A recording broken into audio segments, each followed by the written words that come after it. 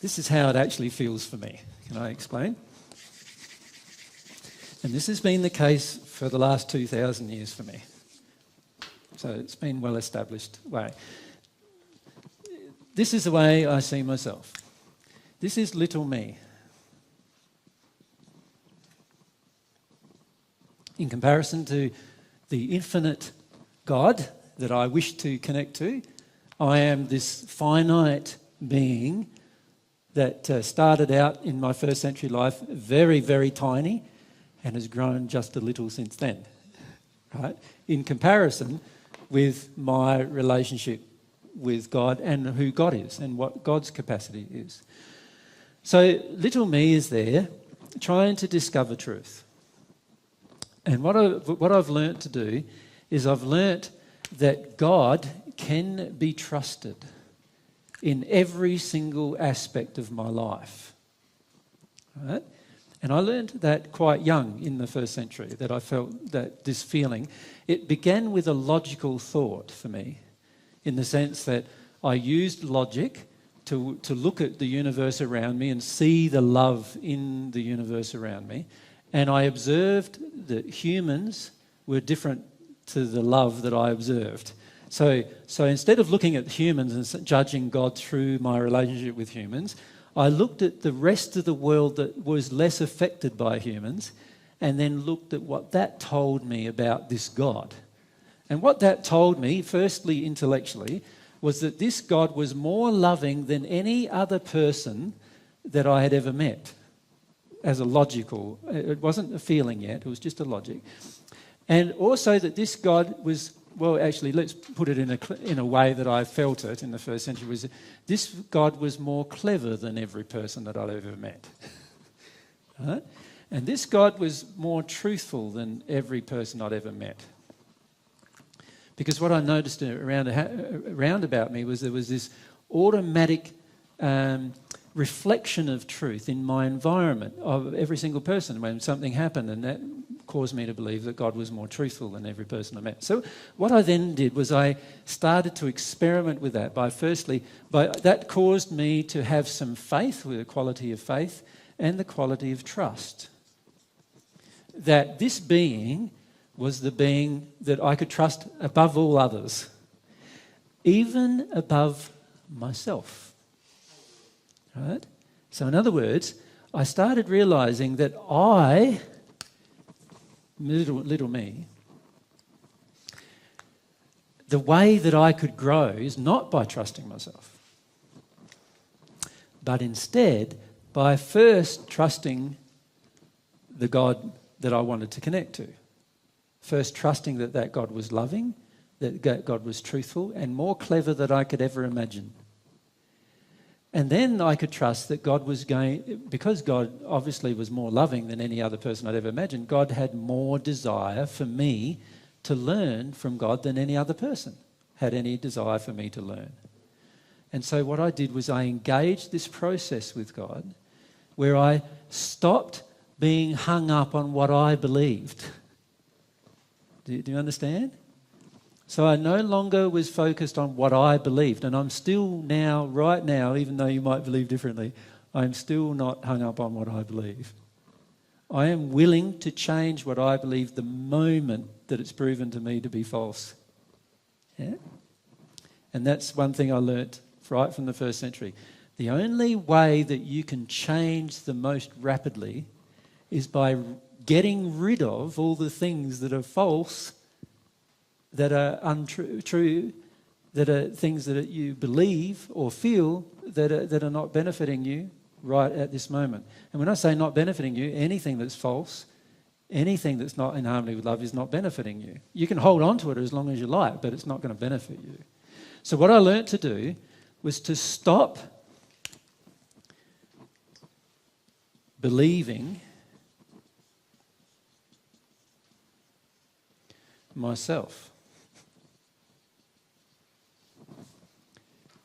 Now, I know people are going to take this discussion and twist it around into something I did not intend.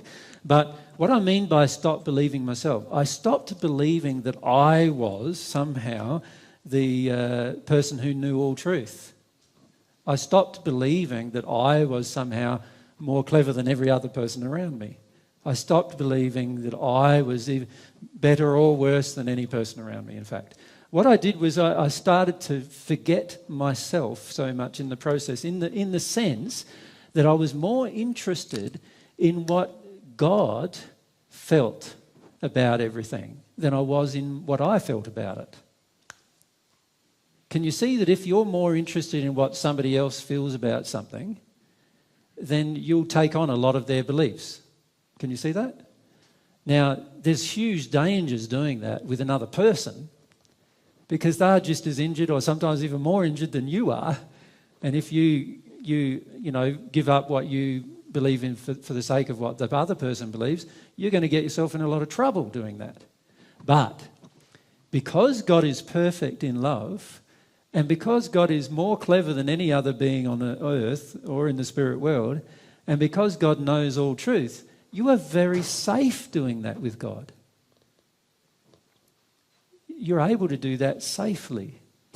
You're able to have the concept inside of yourself that you can stop believing yourself whenever you see something or feel something that seems to be contrary within you. So any time that you feel any emotion that's not in harmony with love, that tells you, that's your measuring stick. That tells you that you have a belief inside of yourself that you're hanging on to that from God's perspective must be false. So you know how many of you start getting if there's some injustice that occurs, many of you start getting really angry, yeah? You feel that anger rise within you? Well, that anger is not love, right? So that immediately tells you that there's an emotional belief inside of little you that is completely out of harmony with God's perspective of the universe.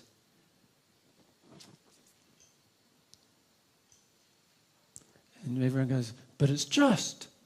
And I'm saying, it might be just, but the fact that you don't feel love means that there's something out of harmony, belief system-wise, inside of yourself that is no longer God's belief, but yours, that you're holding on to. Because the reality is, when you're at one with God, do you think you'll be going around going, that's unjust, I'm going to fight that, and that's unjust, I'm going to fight that, and do you think you'll be doing that? You'll be pointing out the injustices without the anger coming out of you, yes? Can you see that? When you're in a state of love, you'll point out injustice, but you won't be angry about it. Can you see that? Yeah?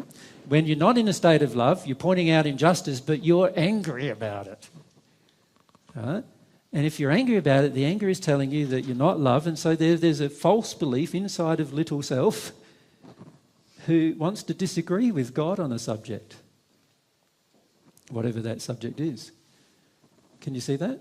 So what I do instead of doing that is I go, no, if it's an argument between me and God, God's always right. And I'm prepared to always be wrong. Do you understand? The majority of you are not prepared to always be wrong when it comes to an argument between you and God. Right? When you're completely humble, you will get to that point, because you will have to get to that point to have a relationship with God in the end. You'll get to the point where you realise that if there's an argument between you and God going on, that you're always wrong. Right? And when you understand that emotionally, that you're always wrong, you can then analyse and feel inside of you where you're wrong, because every time you do not feel a feeling of pure, sincere, wholehearted love, that's telling you that the emotion inside of you is wrong. That's God's message to you every single time. God's saying, every time you do not feel sincere, pure, wholehearted love in any situation, God's already showing you that you have a belief inside of yourself that's automatically out of harmony with God. Because God feels sincere, complete, wholehearted love for everything.